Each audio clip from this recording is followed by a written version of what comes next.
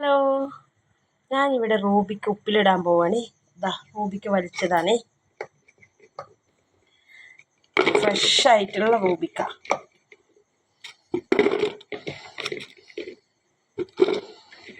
കഴുകി വെച്ചതാണ്. റൂബിക്ക നമുക്ക് ഉപ്പിലിടാം. ചുടുവെള്ളം തിളപ്പിച്ചിട്ട് ആറാൻ വെച്ചിരിക്കണം.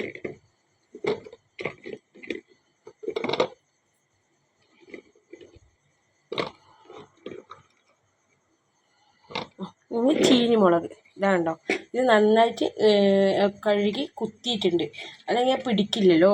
ചീനിമുളകാണ് നല്ല ടേസ്റ്റ്. വേറെ മുളകുള്ളവർക്ക് ഇടാം കേട്ടോ. ഉള്ളവർ ചീനിമുളക് ഉപയോഗിക്കാൻ നോക്കുക.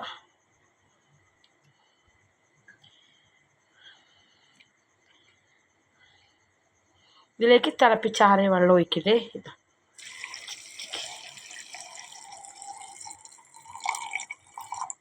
ഒഴിച്ചിട്ടുണ്ട്. ഇതിലേക്ക് നമുക്ക് ഉപ്പിടാം.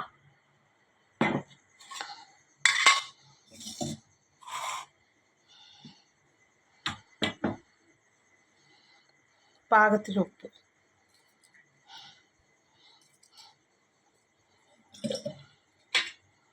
ഉപ്പിട്ടിട്ടുണ്ട്.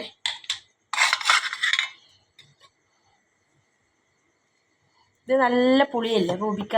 നമ്മൾ മാങ്ങ ഉപ്പിലിടുന്നത് എങ്ങനെ അതേപോലെ. നമ്മളിപ്പോൾ എന്താ പറയുക, പുറത്തൊക്കെ പോകുമ്പോൾ കടകളിലൊക്കെ വെച്ചിരിക്കുകയാണ് റൂബിക്ക. അതിലൊരു വേറൊരു ടേസ്റ്റാണ്. അതിൻ്റെ കാരണം പറഞ്ഞാൽ സുറുക്കി ഒഴിക്കണതാ. ഇതാ പുളി ആയാൽ നമുക്ക് കുറച്ച് സുറുക്കി ഒഴിക്കാം. കുറേ ഒഴിക്കല്ലേ, ഒരു പൊട്ട് ഒഴിച്ചിട്ടുണ്ട്. ഇത് നമുക്ക് നല്ല പോലെ ഇളക്കാം.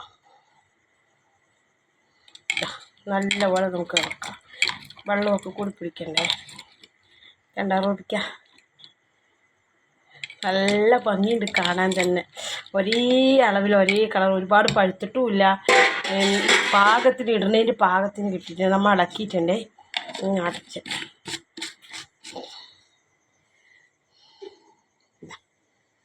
കണ്ട.